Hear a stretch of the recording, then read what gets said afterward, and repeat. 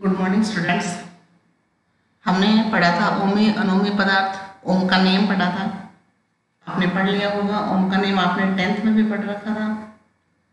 आज अपन एक नया टॉपिक पढ़ते हैं, कार्बन प्रतिरोध एवं वर्ण क्रम, रंगों का क्रम। कार्बन प्रतिरोध देखो क्या होते हैं और कैसे होते हैं।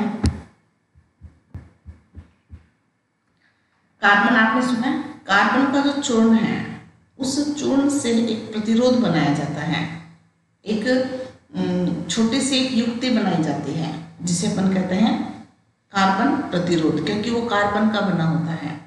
और उसे परिपथ में लगाने के लिए दो टर्मिनल निकले हुए रहते हैं जिनको हम परिपथ में जोड़ सकते हैं। जैसे किसी भी युक्ति को परिपथ में जोड़ने के लिए दो सिरे निकले होते हैं, ठीक है ना। तार जोड़ने के लिए दो किनारे होते हैं ना, ठीक उसी प्रकार कार्बन प्रतिरोध में भी दो टर्मिनल निकले हुए रहते हैं जिनसे हम उस कार्बन प्रतिरोध को परिपथ में जोड़ सकते हैं, ठीक है। तो कार्बन प्रतिरोध स्पेशली कार्बन का बना होता है और उस कार्बन प्रतिरोध के ऊपर अब वो कितना उसका प्रतिरोध है, प्रतिरोध का मान उसका अपन कैसे ज्ञात करेंगे। तो उसके लिए उस कार्बन प्रतिरोध के ऊपर, क्योंकि हम नहीं जानते कि उसका प्रतिरोध कितना है, किसी भी इलेक्ट्रॉनिक सर्किट बनाने के लिए एक निश्चित प्रतिरोध की आवश्यकता होती है कि हमें इस परिपथ में इतना प्रतिरोध लगाना है। जो बड़े बड़े इलेक्ट्रॉनिक युक्तियां हैं उसमें निश्चित रहता है कि हमें इस ओम का प्रतिरोध लगाना है, इस ओम का प्रतिरोध लगाना है। आप जब प्रैक्टिकल करोगे लैब में तो हमारे पास में जो प्रतिरोध बॉक्स रखा हुआ है उसमें आप देखोगे कि आपको उतने ही ओम का प्रतिरोध चाहिए, 1 ओम का प्रतिरोध चाहिए तो आप 1 ओम वाला लगाओगे, ठीक है ना। तो इसी प्रकार कार्बन जो प्रतिरोध है उसमें भी प्रतिरोध अलग अलग ओम के होते हैं। तो उसके लिए इनके ऊपर एक रंगों की पट्टियां सी लगी रहती हैं। उन रंगों की पट्टियों के अनुसार हम उनका प्रतिरोध ज्ञात करते हैं कि इस कार्बन प्रतिरोध का ओम इतने ओम है, ठीक है। तो उन पट्टियों के द्वारा अपन निर्धारित कर सकते हैं, क्योंकि वो इतना छोटा होता है उसको उसके ऊपर अंकित नहीं किया हुआ रहता, उस पर लिखा हुआ नहीं रहता। जैसे कोई भी पर इलेक्ट्रॉनिक युक्ति लाते हैं तो अगर वो बड़ी साइज में है तो उसके ऊपर आप देखते हो कि लिखा हुआ रहता है। जैसे अपन सेल लाते हैं तो उसके ऊपर लिखा रहता है 1.5 वोल्ट, 1.5 वोल्ट लिखा हुआ रहता है ना, तो हमें पता है कि ये 1.5 वोल्ट का है, ये 1 वोल्ट का है। तो इस प्रकार से जो प्रतिरोध कार्बन प्रतिरोध होते हैं उनके ऊपर लिखा हुआ नहीं रहता कि वह कितने ओम का है, वो हमें ज्ञात करना होता है। और उसके लिए रंगों के अलग अलग रंगों की उसके ऊपर पट्टियां सी अंकित रहती है, छपी हुई रहती है, ठीक है। तो उनके माध्यम से हम प्रतिरोध ज्ञात कर सकते हैं। तो वो किस प्रकार से अपन ज्ञात करेंगे वो भी अपन देखेंगे यहाँ पे। जब प्रतिरोधक कार्बन पाउडर से बना होता है तो इसे हम कार्बन प्रतिरोध कहते हैं, ठीक है। कार्बन प्रतिरोधक कार्बन पाउडर को बंधन कारक में बेलनाकार आकृति में संचित करके बनाया जाता है। बेलनाकार छोटा सा बना होता है, बेलनाकार मैं भी आपको दिखाऊंगी कैसा होता है। इसके दोनों सिरों पर 2 तार निकले होते हैं तथा पृष्ठ पर 4 रंगीन पट्टियां होती हैं। प्रत्येक पट्टियों के रंग का अपना अलग महत्व है, उनके नंबर अंकित होते हैं। वो नंबर की टेबल भी मैं आपको बताऊंगी अभी कि वो किस प्रकार से अपन इनके रंगों के क्रम हम याद रखेंगे। वो एक क्रम में याद रखने अनिवार्य है, क्योंकि कि एक पर्टिकुलर रंग का जो अंक है वो निश्चित होता है, इसके अनुसार ही हम उसका प्रतिरोध ज्ञात करते हैं। प्रथम 2 पट्टिकाएं क्रमशः प्रथम व द्वितीय सार्थक अंकों को प्रदर्शित करती है। देखिए चित्र में दर्शा रखे 4 पट्टियां, प्रत्येक कार्बन प्रतिरोध पर कितनी पट्टियां होती हैं, 4 पट्टियां होती हैं, ठीक है। तो पहले दोनों जो पट्टियां हैं वो तो किसको व्यक्त करती है, सार्थक अंक को, ठीक है।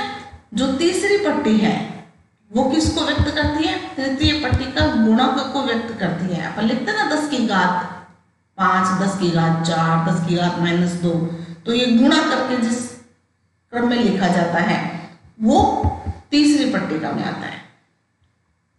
चौथी पट्टिका जो है वो प्रतिशत सहायता को प्रदर्शित करती है। ठीक है, तो लास्ट में पर लिखते हैं ±5%, 10%। तो ये प्रतिशत सहायता को व्यक्त करती है जो लास्ट वाली पट्टी है वो। तो पहले दोनों अंक सार्थक अंक, तीसरा गुणक और चौथा जो प्रतिशत सहायता को व्यक्त करती है। तो ये चार पट्टियों के क्रम आपको पता होने चाहिए, इनके जो नंबर हैं वो आपको पता होने चाहिए।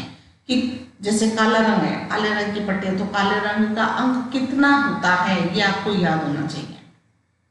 ठीक है, जैसे भूरा रंग है, मान लो हरा रंग है, पीला रंग है, तो इन सभी रंगों के अंक अगर आपको याद हैं, इनके गुणक अगर आपको याद हैं, तो आप किसी भी कार्बन पट्टिका का प्रतिरोध बता सकते हैं। समझ में आ गया? तो यहां से आपके रंगों का क्रम मैं आपको भी बताती हूं। ये रंगों के नाम है, ये इनके सार्थक अंक हैं। पहली दो पट्टियां सार्थक अंकों को व्यक्त करेगी। ठीक है, और ये गुणक है, तीसरी पट्टी गुणक को व्यक्त करेगी और ये प्रतिशत सहायता को व्यक्त करती है जो चौथी पट्टी है। इसमें देखो प्रतिशत के रूप में गोल्डन कलर, सिल्वर कलर और नो कलर मतलब रंगहीन। रंगहीन मतलब सफेद पट्टी भी हो सकती है। ठीक है, जिसका ऐसी पट्टी जिसका कोई रंग नहीं है, तो गोल्डन, सिल्वर और रंगहीन। सिल्वर का कितना है 5%, गोल्डन का कितना है 10%, और अगर रंगहीन है तो उसमें अपन कितना प्रतिशत लिखेंगे 20%। ठीक है, और ब्लैक का 0 अपन यहाँ देखिए 0, 1, 2, 3, 4, 5, 6, 7, 8, 9 कंटिन्यू 9 तक 0 से। यहाँ जो बच्चे गलती करते हैं वो क्या करते हैं 1 से शुरू करते हैं और वो काउंटिंग गलत हो जाती है। फिर सारी अगर एक आपने स्टार्टिंग वाला 0 नहीं लिखा, वहां आपने 1 से अगर स्टार्ट कर दिया तो सारे गलत हो जाएंगे फिर, क्योंकि सभी अंक एक एक ऊपर चले जाएंगे।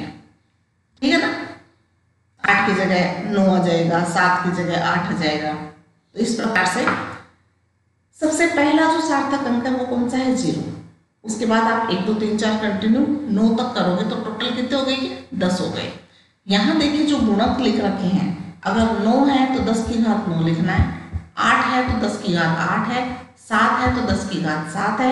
इसी प्रकार से 0 है तो यहाँ 10 की घात 0 है, तो ये इनमें भी कोई दिक्कत नहीं है, आप लिख सकते हैं।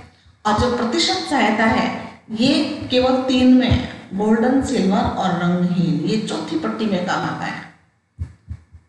पहला जो कॉलम है वो शुरू के 2 रंग, दूसरा कॉलम तीसरे रंग के लिए, और चौथा कॉलम तीसरा कॉलम चौथी लाइन के लिए जो प्रतिशत वाला है। समझ में आ गया सबके? तो यहाँ पर ये देखिए, ये तो इसमें रंग नहीं शो कर रखे, इसको आप याद कैसे रखोगे? जैसे ब्लैक का अपन बी ले सकते हैं, ब्राउन का पी ले सकते हैं, रेड का आर, ओ का ऑरेंज, वाई का येलो का वाई, ग्रीन का ग्रेट से ग्रीन याद रह सकता है। तो ये बन जाएगा BB Roy, Great Britain, very good wife, golden, silver, no colour. U से ब्रिटेन, वी से वेरी, जी से गुड, डब्ल्यू से वाइफ। ठीक है, तो यहां आपको पता रहेगा बी है तो ब्लू आएगा, वी है तो वॉयलेट आएगा, जी है तो ग्रे आएगा, डब्ल्यू है तो वाइट आएगा। ठीक है, और इसी प्रकार यहाँ भी ग्रेट में ग्रीन आएगा, तो ये आप, अगर आपको BB Roy, Great Britain, very good wife, golden silver no colour, ये लाइन अगर आपको याद है तो आप सभी रंगों के क्रम याद रख सकते हैं। जैसे रॉय है, रॉय में आपको पता रहेगा कि आर का रेड होगा, ओ का ऑरेंज होगा, वाई का येलो होगा, ठीक है। लेकिन इसमें अगर आपको ये याद नहीं होता, इंग्लिश वाला BB Roy, Great Britain, very good wife अगर आपको याद नहीं होता, और ग्रेट में जैसे हालांकि पता चल जाता है ग्रेट में ग्रीन आएगा, ब्रिटेन में ब्लू आएगा, लेकिन बी के यहाँ पर 3 हो गए, ब्लैक, ब्राउन और ब्लू। तो हो सकता है आपके थोड़ा कंफ्यूजन रहे कि बी में ब्लैक वाला आएगा या बी का ब्राउन आएगा या बी का ब्लू आएगा, कौन सा लिखें अपन। तो ये थोड़ा सा आपकी कंफ्यूजन हो सकता है। उसके लिए आप हिंदी वाला भी याद रख सकते हो। हिंदी में अपन कैसे कर सकते हैं, ब्लैक का काला, भूरा, लाल, नारंगी, पीला, हरा, नीला, बैंगनी, ग्रे, वाइट, ठीक है। तो यहां से देखो अपन कैसे याद रख सकते हैं। जो मैंने रेड लाइन बनाई है वो तो वाक्य बनाने के लिए, काका भूलाना पिहनी जैसे, जो भतीजा है वो अपने काका को कह रहा है कि भू मतलब बहू, अपन मारवाड़ी में बहू को भू बोलते हैं। गांव, आप ग्रामीण क्षेत्र से भी कई बच्चे बोलते हैं ना मारवाड़ी में, बहू को भू बोलते हैं। तो काका भू लाना पिहनी जैसे, बेंग्रेस जो है वो भतीजे का नाम है। तो ये तो भतीजा बोल रहा है अपने काका को, और ये काका बोल रहा है अपने भतीजे को। बेंग्रेस सोचा रहा है, मतलब बेंग्रेस सोच रहे हैं कि पीनी जैसी लाएं, कैसी लाएं, लाएं नहीं लाएं, ठीक है ना। तो यहां पर एक एक शब्द का देखो अर्थ निकल रहा है। काका भूलाना पीनी जैसी, बेंग्रेस सोचा रहे, तो ये आप याद रख सकते हो आसानी से। इसमें कोई वो बड़ी बात नहीं है कि काके भतीजे में बात हो रही है, चाचा भतीजे में बात हो रही है, जिसको काका, ग्रामीण क्षेत्र वाले काका भी कहते हैं। तो काका का ये का तो जो रेड लाइन वाला है वो तो जोड़ा हुआ है। काला, भूरा, लाल, नारंगी, पीला, हरा, नीला, बैंगनी, ग्रे, सफेद, सोना, चांदी और रंगहीन बन सकता है ना। काला, पहला काला है, दूसरा भूरा, तीसरा लाल, चौथा नारंगी, पीला, हरा, नीला, बैंगनी, ग्रे, सफेद, सो का सोना, चा का चांदी और रे का रंगीन। याद रहेगा इससे। तो आप इंग्लिश वाला भी याद कर सकते हैं और आप हिंदी वाला भी याद कर सकते हैं। इंग्लिश वाले में हो सकता है आपकी थोड़ी बी 3 बार आ गया तो हो सकता है थोड़ा कंफ्यूजन हो जाए कि इसमें कौन सा अपन को करना है। तो यहाँ देखिए ब्राउन, ब्राउन मतलब भूरा। आपको 0 से स्टार्ट करना है। ये 0 है, 0, 1, 2, 3, 4, 5, 6, 7, 8 और 9। सफेद तक, वाइट तक 9 हो गया। उसके बाद ये 5%, ये 10% और ये 20%। 5 का 2 गुना 10, 10 का 2 गुना 20। तो मैं समझती हूँ कि आप टेबल को याद करने में आपकी कोई परेशानी नहीं है। ये आपकी परीक्षा में आता है 1 नंबर का और एकदम फ्री के नंबर है ये। तो आपके रंगों का क्रम कौन सा देख रहे हैं, ब्राउन दे रखा है। ब्राउन मतलब भूरा, भूरा है ना। तो यहाँ 0 है तो यहाँ कितना जाएगा 1। तो पहली लाइन क्या आ गई 1, 1 लिखा ना डंडा 1। फिर ब्लैक, ब्लैक का क्या आएगा 0, ब्लैक का क्या आएगा 0। तो यहाँ 1 के बाद में 0 लगा दे। तो ये तो भूरे का है और ये काले का है। समझ में आ गया। तो पहले 2 रंगों के क्रम जो है वो तो आएंगे सार्थक अंक में। तो ये दोनों तो सार्थक अंक है। उसके बाद गुणक, तीसरा रंग क्या था गुणक। गुणक मतलब 10 की घात आएगा। तीसरा रंग दे रखा है ब्राउन। ब्राउन का मतलब 1 आ गया। फिर भूरा, 2 एक ही उसमें और 2 कलर आ सकते हैं। ठीक है ना। इसीलिए प्रत्येक रंगों के सार्थक अंक भी दे रखे हैं और उनके गुणक भी दे रखे हैं। तो भूरे का क्या जाएगा 10 की घात 1, क्योंकि इसका अंक क्या था 1 था ना, 0 1 1 है तो 10 की घात 1 गुणक आएगा, अगर 2 है तो 10 की घात 2 गुणक आएगा, ठीक है ना। तो यहाँ पर तीसरा रंग क्या है ब्राउन, ब्राउन मतलब भूरा, तो भूरे में कलर है 1 रंग, वो जो अंक है वो 1 है और इसका गुणक क्या हो जाएगा 10 की घात 1। तो यहाँ देखो 10 की घात 1 अपन ने लिखा नहीं है, ठीक है। प्लस माइनस जो चौथा अंक है वो देखो गोल्डन दे रखा है, सुनहरा, या तो सुनहरा आएगा या गोल्डन आएगा या सोने जैसा, ठीक है। तो गोल्डन सुनहरा, सुनहरा का क्या जाएगा 100 चांगा, 100 आ गया ना, 100 कितना है 5%, तो ये प्लस माइनस 5%। तो आपके रंगों का क्रम अगर आपको दे दिया जाए तो रंगों के क्रम में पहले दोनों जो आएंगे वो क्या आएंगे सार्थक अंक आएंगे, तीसरा जब वो आएगा गुणक आएगा और चौथा जो आएगा वो क्या आएगा प्रतिशत में आएगा, ठीक है। तो ये आप आसानी से निकाल सकते हैं। तो यहाँ देखो 10 को 10 से गुणा किया 100 आ गया, प्लस माइनस 5% ओम मात्र इसका है प्रतिरोध का, और प्लस माइनस 5% है, इसका मतलब 5% जुड़ सकता है या 5% घट सकता है। तो 105 ओम या 95 ओम, मतलब 100 का 5% या तो कम या 100 का 5% ज्यादा, ठीक है। तो यहाँ पर ये जो तीसरी लाइन है ये आप नहीं लिखोगे, ठीक है ना, ये तो 100 के लिए था इसलिए अपन डायरेक्ट 5 लिख सकते हैं। ये 100 का 5% कितना होगा 5 होगा, तो डायरेक्ट 5 जोड़ दिया। लेकिन अगर मान लो यहाँ 100 के साथ कोई अन्य संख्या आई तो उसमें अपन सीधा 5 नहीं जोड़ सकते हैं, ये ध्यान रखना। तो आपको यहीं तक आंसर देना है, नीचे वाली लाइन आप जोड़कर या घटाकर आप नहीं दोगे क्योंकि गलत होने की संभावना रहती है। तो यही इसका आंसर होगा, ठीक है। तो इस प्रकार से आप बहुत से रंग अपनी मर्जी से बना लो, ठीक है ना। और चौथा रंग कौन सा बनाओगे सुनहरा, चांदी के जैसा सिल्वर और रंगीन, ये चौथी पट्टी के कलर आपको इन तीनों में से आप कोई सा भी दे सकते हैं, चौथी पट्टी के कलर वही होंगे, बाकी तीनों के आप कोई भी दे सकते हैं। ऐसे अलग अलग रंगों के नाम आप निर्धारित करके, बहुत से रंग हैं, कोई से भी, जैसे मान लो ये ले लो पीहनी,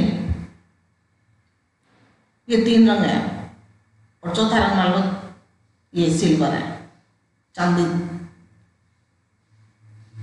ठीक है। तो ये आप कर सकते हैं, पी का कौन सा होगा, है का कौन सा होगा, हरे का कौन सा होगा, नीले का कौन सा होगा। तो 0 1 2 3 4, पीले का क्या होगा 4, तो पहले आप लिखोगे 4, फिर हरे का क्या होगा 5, तो आप क्या लिखोगे 5, तो 45 हो गया, 4 और 5 कितना हो गया 45। फिर गुणा लगाओगे, तीसरा रंग गुणा का आएगा, फिर नीले का 6 होगा ना, तो 10 की घात 6 आ जाएगा, ठीक है। तो 45 गुणा 10 की घात 6 प्लस माइनस चांदी वाला कौन सा होगा, सिल्वर का कौन सा होगा 10%, तो प्लस माइनस 10%। तो पीले हरे नीले और सुने इसका चांदी वाला सिल्वर कलर, उसका कितना जाएगा 45 गुणा 10 की घात 6 प्लस माइनस 10%। तो आसान है, कोई मुश्किल काम नहीं है, आप याद रख सकते हैं।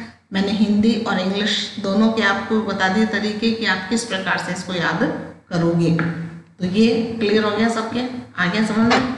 अब अपन जो अगला बिंदु पढ़ते हैं वो है प्रतिरोध एवं प्रतिरोधकता पर ताप का प्रभाव, कि प्रतिरोध पर ताप का क्या प्रभाव पड़ता है। क्योंकि अपन ने प्रतिरोध और प्रतिरोधकता जब पढ़े थे तब अपन ने ये भी पढ़ा था कि प्रतिरोध और प्रतिरोधकता दोनों ताप पर निर्भर करते हैं, ठीक है ना। अब हमारे पास में 3 प्रकार के पदार्थ होते हैं, चालक, कुचालक और अर्धचालक। चालक, कुचालक और अर्धचालक। अर्धचालक मतलब जो जिसकी चालकता जो चालक पदार्थ है उससे तो ज्यादा और जो कुचालक पदार्थ है उससे कम। अर्धचालक का मतलब है चालक और कुचालक के बीच का पदार्थ, उसको अपन अर्धचालक कहते हैं। ठीक है, सेमीकंडक्टर जिसको बोला जाता है। ये अर्धचालक के बारे में भी अपन 16वें चैप्टर में पूरा डिटेल में पढ़ेंगे कि अर्धचालक कौन से पदार्थ होते हैं, जिसमें चालन बैंड और संयोजी बैंड, वो सारा 16वें चैप्टर में बहुत इंटरेस्टिंग चैप्टर है। तो उसमें हम देखेंगे कि जो चालक, अर्धचालक और कुचालक जो है वो उनमें जो इलेक्ट्रॉन्स हैं वो किस प्रकार से गति करते हैं। तो अभी यहाँ पर ये पढ़ेंगे तीनों पदार्थों के लिए कि ताप का क्या प्रभाव पड़ता है, और वो डिपेंड किस पे करेगा, प्रतिरोध और प्रतिरोधकता पर। ठीक है, तो प्रतिरोध एवं प्रतिरोधकता का मान पदार्थ की प्रकृति पर निर्भर करता है, अतः ताप का प्रभाव भी पदार्थ की प्रकृति पर निर्भर करेगा। कि जब किसी भी पदार्थ को गर्म अपन करते हैं तो गर्म करने पर क्या होगा कि उसमें जो इलेक्ट्रॉन है, मुक्त इलेक्ट्रॉन, वो उनको ऊर्जा मिल जाती है, तो वो बहुत ज़्यादा गति करने लग जाते हैं। अब आपको एक छोटा सा एग्जाम्पल बताते हैं कि एक मान लो हॉल है, और उस हॉल में जो बच्चे हैं वो मान लो घूम रहे हैं इधर उधर। ठीक है, बिना भागम भाग के आसानी से नॉर्मल अपने वे में घूम रहे हैं, नॉर्मल वेग से घूम रहे हैं।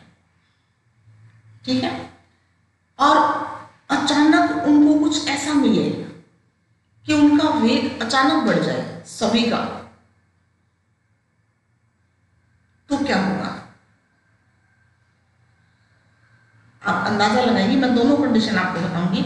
आप एक पंडाल ले सकते हैं, बड़ा पंडाल है जैसे, ठीक है ना, उसमें व्यक्ति पहले से घूम रहे हैं। व्यक्ति का मतलब यहां सीधा मुक्त इलेक्ट्रॉनों से, ठीक है ना। तो व्यक्ति पहले से घूम रहे हैं, खड़े हैं, जो बंधे हुए नहीं है। बहुत से जो व्यक्ति वो खड़े हैं। अब वहां अगर भगदड़ मच जाए तो क्या होगा? प्रतिरोध ज्यादा होगा या कम?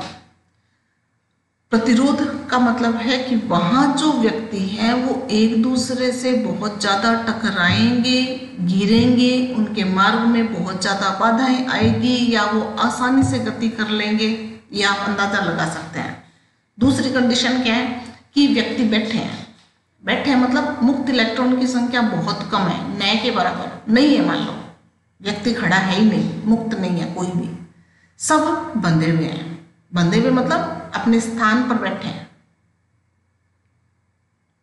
ठीक है, अब वहां पर मान लो कोई ऐसे कोई उनको कोई सूचना मिले कि वहां से भागना है, वहां से उठना है, तो उस कंडीशन में जो भगदड़ मचेगी और एक जो पहले से व्यक्ति वहां खड़े हैं, उस कंडीशन में जो भगदड़ मचेगी, जो अवरोध उत्पन्न होगा, वो दोनों कंडीशन में से किस में होगा, ये आप अंदाजा लगा सकते हैं। जो पहले से व्यक्ति खड़े हैं, जो पहले से घूम रहे हैं, जिनके पास पहले से वेग है, उनको और ज़्यादा अगर वेग मिलेगा तो उनमें अगर कोई बात ऐसी आए कि भी भागना है, या उनका वेग मान लो अचानक बढ़ जाए, तो वो एक दूसरे से बहुत जल्दी जल्दी टकराएंगे और बहुत ज़्यादा टकराएंगे। तो अवरोध क्या होगा? ज़्यादा उत्पन्न होगा। ठीक है, और जो व्यक्ति बंधे हुए हैं या मान लो अपने स्थान पर बैठे हैं, व्यवस्थित हैं, शांत हैं, जिनके पास पहले से कोई वेग नहीं है, उनको अगर कुछ वेग मिल जाए, वेग का मतलब उनको कहें कि भाई आपको उठ के चलना है, जाना है आपको, तो वो उठेंगे। कुछ जल्दी उठ जाएंगे तो वो जल्दी निकल लेंगे, कुछ धीरे धीरे उठेंगे तो वो धीरे धीरे बाद में निकलेंगे। तो मेरे कहने का मतलब है कि जो पहले से व्यवस्थित बैठे हैं उनमें इतना अवरोध उत्पन्न नहीं होगा जितना कि पहले से जो मुक्त इलेक्ट्रॉन वहां पर मौजूद है उनको ऊर्जा मिल जाए तो उनमें जो टकराव है आपस का वो बहुत ज्यादा हो जाएगा। बात समझ में आ गई? क्योंकि जो व्यक्ति जिस दिशा में गति कर रहा है, जो इलेक्ट्रॉन जिस दिशा में गति कर रहा है, वो उसी दिशा में गति करता रहेगा जब तक कि किसी अन्य इलेक्ट्रॉन या किसी अन्य चालक से नहीं टकरा लेता। अपने स्वतः वो खुद के विवेक से या खुद अपने आप वो है अपना मार्ग नहीं बदलता। इलेक्ट्रॉन हमेशा सरल रेखा में गति करता है और वह जब तक अपना मार्ग नहीं बदलेगा जब तक कि वह किसी से नहीं टकराएगा। ठीक है ना। तो जिस दिशा में वो गति कर रहा था उसी दिशा में गति करेगा। तो इसलिए क्या होगा कि पहले से अगर मुक्त इलेक्ट्रॉन किसी भी पदार्थ में मौजूद है तो उनमें टक्करों की संख्या ज्यादा होगी, जल्दी जल्दी टकराएंगे वो। जल्दी जल्दी टकराने का मतलब क्या हुआ कि दो टक्करों के मध्य लगा जो समय था वो कम हो जाएगा।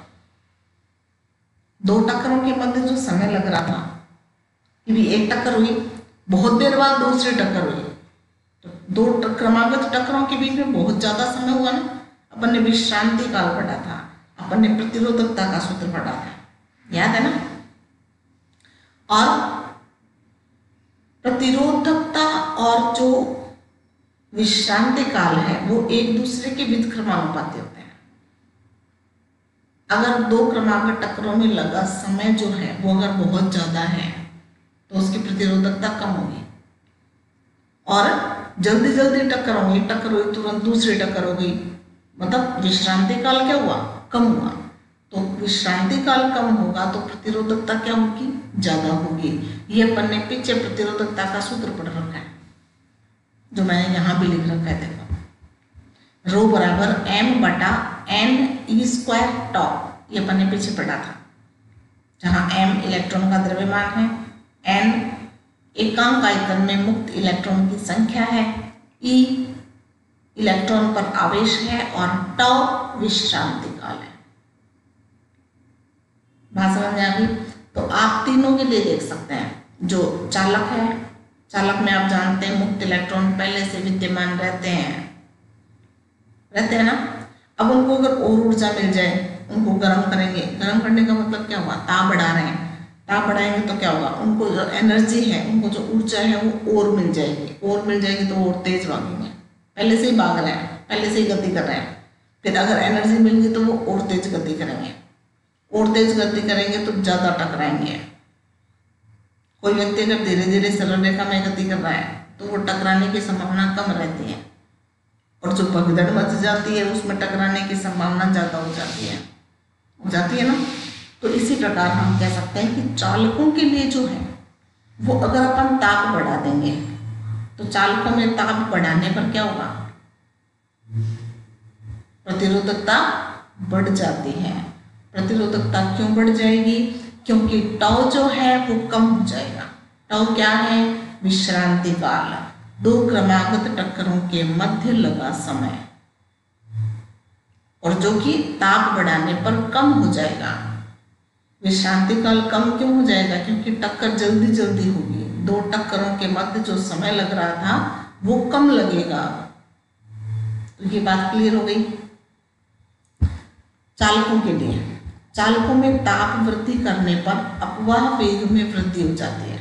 जो इलेक्ट्रॉन के पास जो अपवाह वेग है, मैंने पढ़ा था ना अपवाह वेग, अपवाह वेग में वृद्धि हो जाती है, अर्थात टक्करें जल्दी जल्दी होने लगती हैं, जिससे विश्रांति काल में कमी आती है। विश्रांति काल कम हो जाएगा। विश्रांति काल किसे कहते हैं, यहाँ परिभाषा आपको पता होनी चाहिए। दो क्रमागत टक्करों के मध्य लगा समय, तो टक्कर जल्दी होगी तो समय कम ही बचेगा, वह चालकता कम हो जाती है, अर्थात प्रतिरोधकता और प्रतिरोध में वृद्धि होती है। तो यह आप विशेष रूप से ध्यान रखोगे, चालकों का प्रतिरोध बढ़ जाएगा, उसकी चालकता कम हो जाती है। कब, जब हम उसका ताप बढ़ा देते हैं। तो किसी भी चालक की चालकता अगर कम करनी है तो उसको गर्म कर दो। गर्म करने पर वो चालक कम होगा, कम चालकता प्रदर्शित करेगा, इलेक्ट्रॉनों का प्रवाह उसमें कम होगा, क्योंकि वो टक्करों में लगे रहेंगे आपस में। ठीक है ना, विद्युत का चालन वो नहीं करेंगे, कम करेंगे। तो बात समझ में आ गई। मैं यहाँ पर आपको ये प्रतिरोध दिखाने चाहती थी। प्रतिरोध मैंने कहा था आपको कि मैं ट्राई करूँगी, ढूंढूंगी, कहीं मिल जाए तो। संधारित्र अपन ने पढ़ा था ना, और हमने प्रतिरोध पढ़ा था अभी, और अपन डायोड पढ़ेंगे आगे वही 16वां चैप्टर है, वही उसी में है डायोड, तो वहाँ पर डायोड पढ़ेंगे।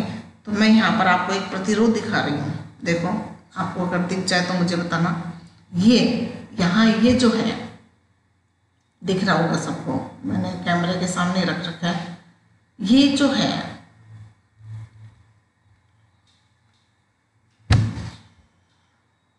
ये आपको दिख रहा होगा, देखो यहाँ ये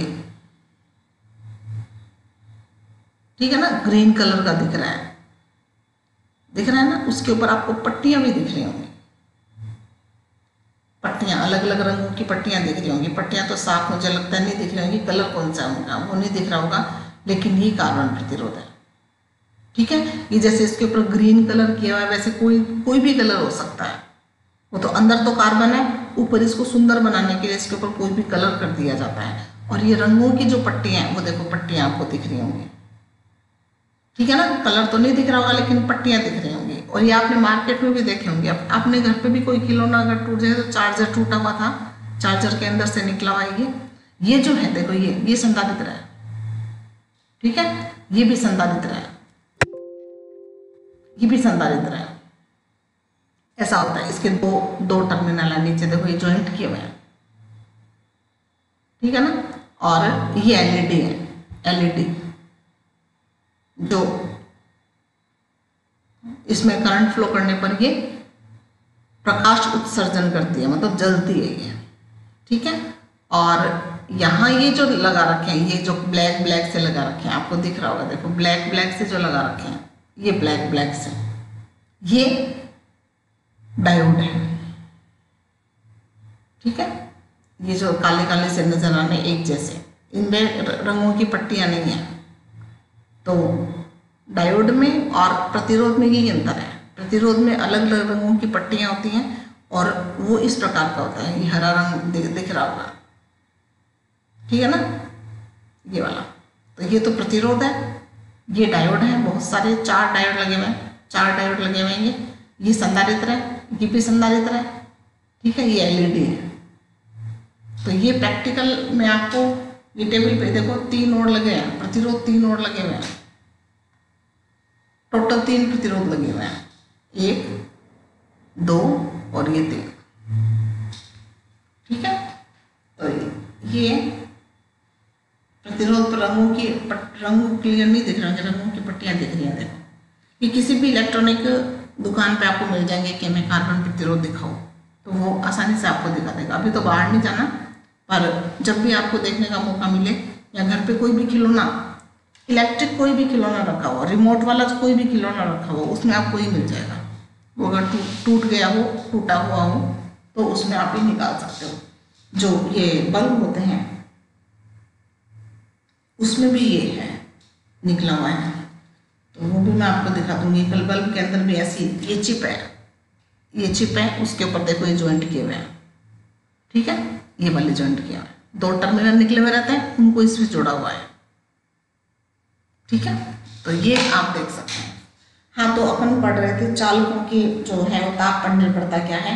तो ताप बढ़ाने पर क्या होगा, चालकों की प्रतिरोधकता बढ़ जाती है, ठीक है, और चालकता कम हो जाती है। वो क्यों हो जाती है, क्योंकि टक्कर जल्दी होगी, जल्दी टक्कर होगी तो विश्रांति काल में कमी आ जाएगी।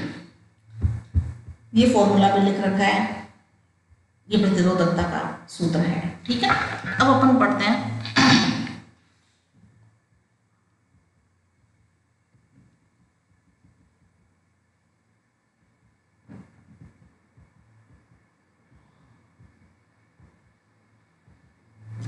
कुछ चालकों के लिए, बाद में पहले अपन इसको कंप्लीट कर लें। हाँ, ताप वृद्धि करने पर प्रतिरोध में परिवर्तन डेल्टा आर का मान प्रारंभिक प्रतिरोध R0 एवं तापांतर डेल्टा T के समानुपाती होता है। प्रतिरोध में जो परिवर्तन हुआ वो समय में जो परिवर्तन हो रहा है, ताप में जो परिवर्तन हो रहा है उसके समानुपाती होता है। जितना अपन ताप में परिवर्तन करते हैं, प्रतिरोध में भी उतना ही परिवर्तन होगा, ठीक है। और ये जो प्रतिरोध में जो परिवर्तन हो रहा है, प्रतिरोध में जो वृद्धि हो रही है, प्रतिरोध जो बढ़ रहा है, वो प्रारंभिक प्रतिरोध पर भी निर्भर करता है। पहले से मान लो प्रतिरोध ज़्यादा है और हमने उसको गर्म और कर दिया तो क्या होगा, प्रतिरोध बढ़ जाएगा। तो ये जो परिवर्तन है, जो अंतर है, वो किसके समानुपाती होता है, R0। R0 मतलब प्रारंभिक प्रतिरोध के, और डेल्टा टी का मतलब तापांतर के। ठीक है, समानुपाती के चिन्ह को जब हटाएंगे तो एक अपन नियतांक लगाते हैं अल्फा लगा रखा है। तो डेल्टा आर बराबर अल्फा R0 डेल्टा टी। ठीक है, यहाँ अल्फा एक नियतांक है क्योंकि समानुपाती के चिन्ह को हटाकर हमने लगाया है, जिसे कहते क्या है, प्रतिरोध का ताप गुणांक। क्या कहते हैं, प्रतिरोध का ताप गुणांक कहलाता है अल्फा। ये जब आप सूत्र देख रहे हैं तो आपको कुछ 11th की एक सूत्र याद आ रहा होगा, 11th की एक बात याद आ रही होगी। हमने पढ़ा था रेखीय प्रसार गुणांक अल्फा, क्षेत्रीय प्रसार गुणांक बीटा और आयतन प्रसार गुणांक गामा पढ़ा था, आपको अगर याद है तो। छड़ ली थी लंबाई, उसको गर्म किया था, गर्म करने पर लंबाई में वृद्धि हो जाती है, याद आया कुछ। डेल्टा एल, आर की जगह केवल एल, डेल्टा एल बराबर अल्फा L0 डेल्टा टी। याद आ रहा है क्या। उसमें हम एक निश्चित लंबाई की हमने छड़ ली थी, उसको अपन छड़ की लंबाई मान लो L0 है, प्रारंभिक लंबाई उसकी। ठीक है, फिर हमने उसको गर्म किया तो लंबाई उसकी बढ़ गई, तो लंबाई में वृद्धि डेल्टा एल। तो ठीक वैसा ही सूत्र ये है। तो यहाँ R की जगह L था, उसमें यहाँ अपन प्रतिरोध के संदर्भ में इसको पढ़ रहे हैं तो यहाँ R है। तो जो प्रतिरोध में परिवर्तन है वो प्रारंभिक प्रतिरोध, पहले से उसका कितना प्रतिरोध है चालक का, क्योंकि अलग अलग चालकों के प्रतिरोध भी अलग अलग होते हैं, और ये हमने ताप में कितना परिवर्तन किया, तो इन दोनों पर ये निर्भर करेगा। और किस प्रकार से निर्भर करेगा, समानुपाती होगा। तो ये अल्फा क्या है, प्रतिरोध ताप गुणांक। यहाँ से आप अल्फा निकाल सकते हो, इन दोनों का भाग लगा दो तो अल्फा बराबर delta R R0 delta T, delta R R0 delta T. ठीक है, अब इसको परिभाषित करना है। परिभाषित करने के लिए वही हमें एक काम करना पड़ेगा, इसकी सेम वही परिभाषा है, केवल लंबाई की जगह प्रतिरोध बोलना है। अगर आपको वो थोड़ा बहुत भी अगर याद है तो डेल्टा टी, ताप में वृद्धि कितना किया, 1 डिग्री सेंटीग्रेड ताप में वृद्धि। यहाँ देखिए डेल्टा टी को एकांक कर दो, तो एकांक डेल्टा टी को हमने किया 1 डिग्री, तो यह आ जाएगा, ये डेल्टा टी था यहाँ पे, उसको हमने क्या कर दिया 1 डिग्री कर दिया, तो बचा क्या, डेल्टा आर बटा R0 बचा। अर्थात किसी चालक के ताप में 1 डिग्री सेल्सियस वृद्धि करने पर प्रतिरोध में परिवर्तन तथा प्रारंभिक प्रतिरोध के अनुपात को प्रतिरोध का ताप गुणांक कहते हैं। प्रतिरोध में परिवर्तन और प्रारंभिक प्रतिरोध का अनुपात क्या कहलाएगा, अल्फा कहलाएगा। लेकिन कब, जब ताप में जो परिवर्तन है वो 1 डिग्री का करें। पहले से 35 डिग्री है, हम 35 से 36 करते हैं, 1 डिग्री परिवर्तन कर दिया। ठीक है, अब कुछ कंडीशन ले रखिए, जैसे डेल्टा आर है, delta R R2 minus R1 है, डेल्टा टी क्या है, T2 माइनस T1। परिवर्तन ही तो है, कोई भी दो ले लो, 3 और 2 ले लो, 4 और 3 ले लो। तो हमने शुरू के ले लिए R1 और R2, तो R2 और R1, पहले R1 था मान लो, और फिर कितना हो गया, R2 हो गया। तो R0 को R1 ले लेते हैं क्योंकि पहले R1 था। ठीक है, फिर ताप बढ़ाया तो कितना हो गया, R2 हो गया। ताप पहले T1 था, फिर हमने कितना कर दिया, T2 कर दिया। तो ये मान यहाँ रख दिया, डेल्टा आर की जगह तो हमने क्या रख दिया, R2 माइनस R1। ये अल्फा, ये R0 की जगह R1, और डेल्टा टी ताप में अंतर की जगह T2 माइनस T1। इस R1 को इधर ले आओ, ये R1 इधर आ गया, तो R2 बराबर R1 plus alpha R1 T2 minus T1। R1 common आ रहा है, R1 कॉमन ले लो, 1 minus alpha T2 minus T1, ये भी सेम वही सूत्र है, L1 बराबर N0 1 plus alpha delta T या T2 माइनस T1, ऐसा रूप भी हमने पढ़ा था। तो उस सूत्र के अकॉर्डिंग आप इसको याद रख सकते हैं। अब T1 बराबर मान लो 0 है और R1 R0 है, T2 T है और R2 RT है, तो ये एक व्यापक सूत्र बन जाएगा। इसकी जगह तो हमने क्या लिख दिया RT, इसकी जगह क्या लिख दिया R0, 1 प्लस अल्फा, और ये स्टार्टिंग का प्रारंभिक जो ताप था वो 0 कर दिया, तो ये T, तो ये भी एक सूत्र बन सकता है, RT बराबर R0 या R0 1 प्लस अल्फा T। ठीक है, यहां से आप प्रतिरोध का सूत्र निकाल सकते हैं। रो टी, आर की जगह रो लिख सकते हैं, क्योंकि प्रतिरोध और प्रतिरोधकता तो एक दूसरे के समानुपाती हैं। जो सूत्र प्रतिरोध के लिए लागू होता है वो प्रतिरोधकता के लिए भी लागू होगा। तो आर की जगह हम इसको रो के रूप में भी लिख सकते हैं, तो रो टी बराबर रो नॉट 1 प्लस अल्फा टी। ठीक है, जहां पर ये अल्फा जो है वो प्रतिरोधकता का ताप गुणा हो जाएगा, वहां किसका था, प्रतिरोध का।